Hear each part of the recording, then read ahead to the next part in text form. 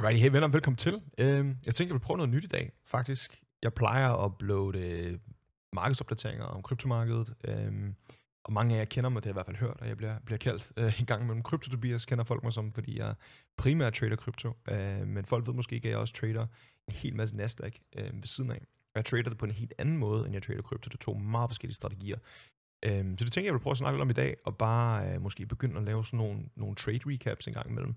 Jeg plejer at poste på TikTok og Instagram, der plejer at poste sådan et trade ad gangen, hvordan setupet ser ud, men i dag der ramte vi simpelthen så mange back-to-back. Jeg tror, vi ramte 5 trades. Jeg har ikke engang markeret det sidste. Så jeg tænkte, hvorfor ikke prøve at lave en lidt long form video? Prøv lige at snakke lidt om, hvordan jeg håndterer Nasdaq'en, hvad jeg kigger efter, og bare hvordan jeg gør det. Så jeg tænker, at vi gennemgår alle 5 trades, og bare sådan generelt, hvordan jeg ligesom kigger på markedet, og hvordan jeg ligesom former et bias for, hvor jeg ligesom tror, prisen gerne vil hen, og sådan nogle ting. Så basically så, aktiemarkedet åbner 15.30, så før det har vi sådan, futures er åbent hele tiden, det er futures og trader, så, men aktiemarkedet åbner 15.30, så det er der, man ligesom får ordentlig volumen. Så basically i dag, som min dag startede, gennemgår vi alle de her trades bagefter, men i dag, da jeg startede med at kigge på markedet, der tror jeg, der så markedet sådan her ud. Første jeg tænker, det er, at mit bias var bearish for dagen. Jeg gik ind til dagen og tænkte, prisen vil nok nedad. Right? Det er vigtigt at sige, når man har et bias, det er ikke fordi, jeg går ind i markedet og tænker, om prisen vil sikkert ned i dag, og så er jeg bare short med det samme, og så pray, at jeg har ret. Det er ikke sådan der. Det er egentlig bare mere, at man sådan har en plan for, hvad man gerne vil se, men hvis ikke det sker, justerer man sin plan, så finder man på noget andet. Men det er meget godt sådan at gå ind til markedet og ligesom have en rough idé om, hvad man godt kunne tænke sig at ske. Det første, jeg tænkte, det var, at jeg havde noteret, der var de her equal lows hernede. 2 lows, der er cirka lige høje. Den her, den er faktisk ikke helt equal, men det er også lige meget. Det er det første, jeg tænker. Så det var mit første target for dagen, det var, okay, det er, jeg forudser, at prisen den gerne vil hernede. Er den så ender med at komme meget længere, det kan vi tage bagefter. Men det var det første, jeg tænkte. Hvorfor tænkte jeg det? Det tænkte jeg på, fordi nu er markedet gået op, og det kommer til at lyde sygt børneagtigt, men markedet er gået op rigtig længe. Og efterfulgt af store up moves, der har vi tit down moves, right? Selv når et marked trender opad, det kan I prøve at se her, markedet går op i høj grad, men et marked går ikke op sådan her, right? Et marked går op sådan her. Så det vil sige, når man når hertil, så forventer man ligesom, at der kommer et move den anden retning, right? Så det er ligesom det her move, jeg forventede, at vi skulle have i dag. Så igen til krypto, jeg bruger ikke rigtig det her til sådan strategimæssigt, Nasdaq, jeg bruger det bare til at have sådan nogle idéer om, hvor prisen er i forhold til trenden, men når vi bevæger os langt væk fra den her sky, så plejer det også ligesom at være tid til at komme ned ad kysten. Så det var det, jeg tænkte, vi var i dag. Vi er meget højt op. Hvis man vil kigge på sådan noget som divergence, så har vi også det. Anyways, jeg gik ind til markedet i dag og var bearish. Så lad os prøve at spole. Lad os så spole lidt frem til klokken. Går vi ned på helt lav timeframe. Til klokken, når aktiemarkedet åbner, vi slår lige fra. Kigger vi på cirka her. Så aktiemarkedet åbnede her.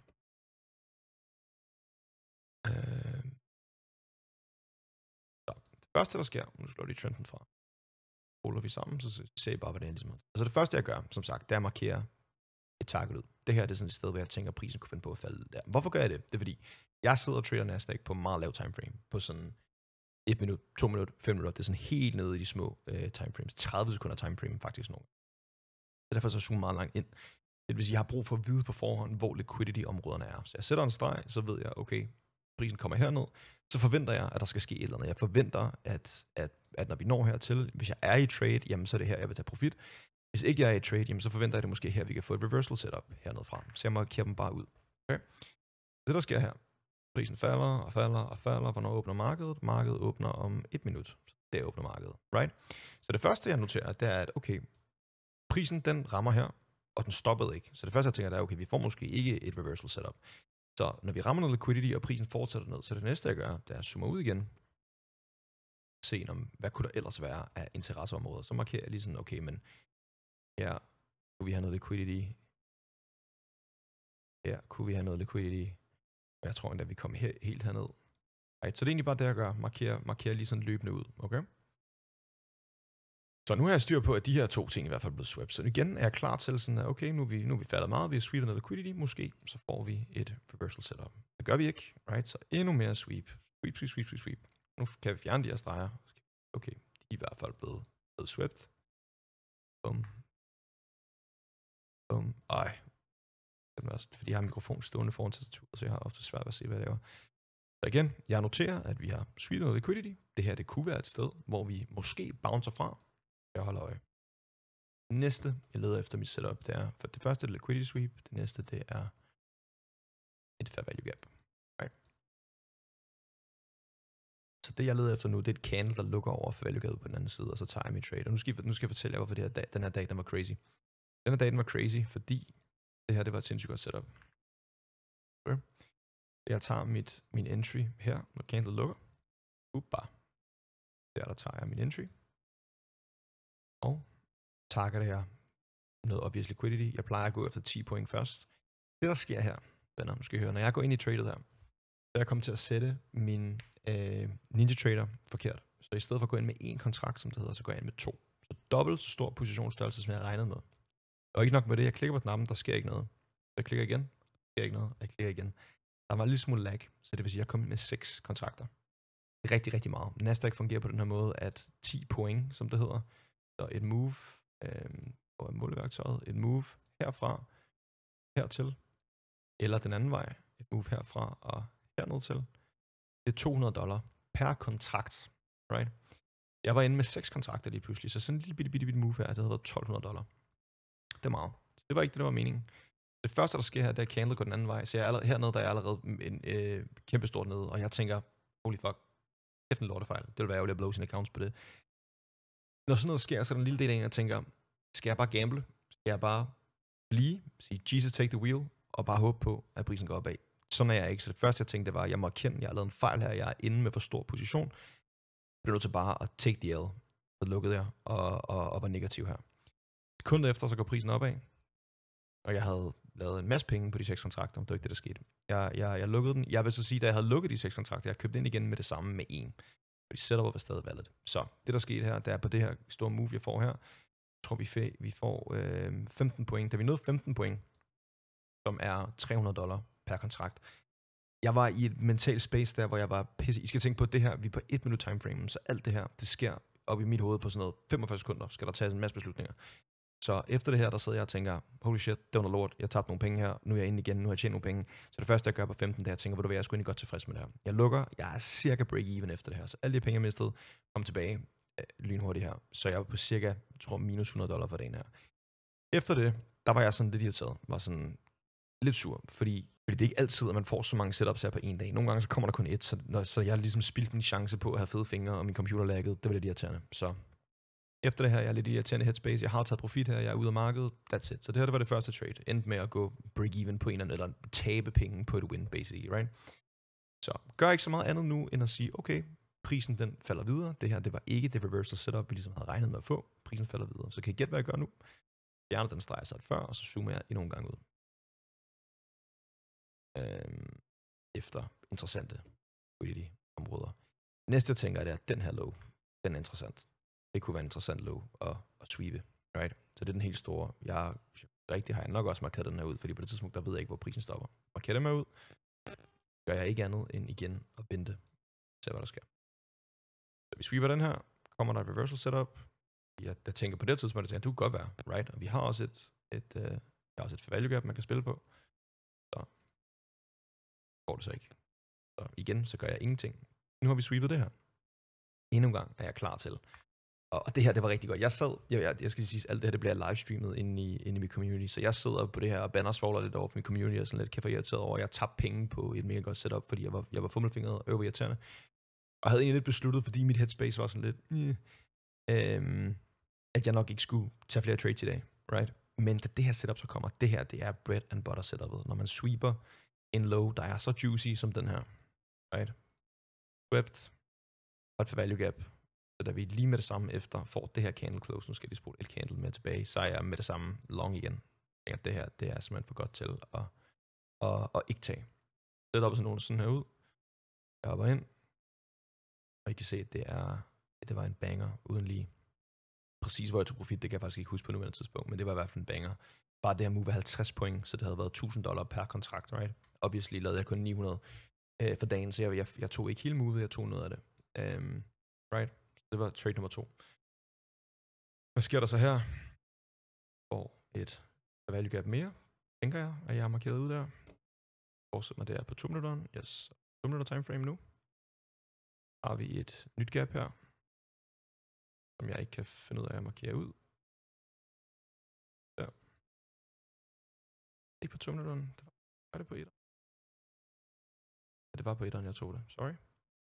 Det her det var et meget lille scalp. På det tidspunkt, der troede jeg igen faktisk, jeg var færdig, men så blev setup så simpelthen bare ved at vise sig. Så det her var et scalp, som det hedder, så meget lille. Jeg var literally inde der. Og igen, vi er på minutcharten, så 1 minut efter, eller 30 sekunder efter, eller whatever, hvornår det her candle er lukket, der havde jeg allerede taget profit heroppe bare på det her sweep. Så igen fanger jeg et lille scalp der. Fuldstændig samme setup. Jeg ved ikke, om I kan se, der tegner sig et mønster. Jeg leder efter et value gap. Og så op den anden vej. Så endnu et lille scalp der. Og prisen den fortsætter. Og igen, jeg er ikke sur over, at jeg ikke fanger hele det her move. Jeg er fint tilfreds på at fange det her. Så for mig, der er det her lille ekstra scalp, det er helt fint. $200 ekstra på kontoen. I'm fine with it. Plus det er 10 accounts, der står her hinanden. Ikke? Så det her lille move på $200, det er faktisk $2.000 for mig. Det er fint. Ej, det er helt fint. Jeg er ikke sur over, at jeg misser det her. Jeg er egentlig færdig med trade for dagen. Jeg sidder egentlig bare og holder lidt øje med det på sidelinjen. Så igen kommer der bare et konge setup for value gap. Vi får god momentum den anden vej lige pludselig. Jeg tænker, okay, det ligner et lille scalp mere. Jeg hopper faktisk ind, og med det samme fanger jeg sådan der 7 point igen, og tænker, fint nu. That's it. Og så er det egentlig det. Men så, lad os prøve at se, hvad der sker. Jeg tror faktisk ikke, det der gap brugte jeg ikke til noget. Kun at det blev afvist, jeg sad ikke ved computeren her, men her, der får vi sådan en short mere. Det her, det var det sidste trade, jeg tog. Så her, der kan I se, der er det den anden vej. Vi har, nu prøver jeg lige at rydde det op. Jeg fjerner lige de der setups. For at I ikke bliver forvirret. Okay. Tager den anden vej, fordi her der har vi fair value gap.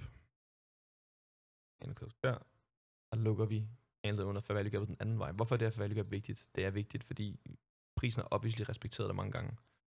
Ikke? Så lige så snart prisen ikke respekterer det mere, det er mit signal til, at nu vil prisen den anden vej. Så igen, så hopper jeg ind. Jeg kan faktisk ikke huske, når vi har taget så mange trades, jeg kan faktisk ikke huske, hvad jeg tog profit. Jeg vil gætte. Jeg kan ikke huske det. Jeg vil gætte, ja, præcis. En af de her lows. Nå, ja, lige det her. Det kan jeg faktisk huske, den reversede lige efter.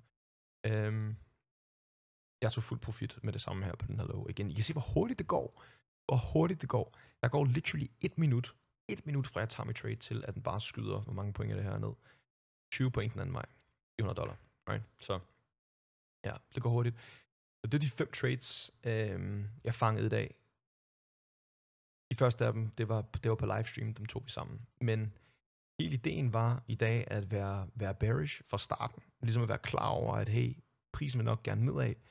Hvis ikke jeg finder et setup til at fange downmovet, og det gjorde jeg ikke, så er jeg bare klar på at fange reversal movesene. Kan man sige det? Reversal movesene. Og det gør jeg ved ligesom at markere liquidity-områder ud hele tiden. Så være klar med min entry model den anden vej. Så jeg ved ikke, om noget af det her giver mening. Jeg kunne egentlig godt have lyst til at lave sådan nogle recaps af tradingdagen en gang imellem på, hvordan det er gået på Nasdaq'en ved siden af kryptomarkedsopdateringerne. Så lad mig vide, hvis det er noget, I har lyst til.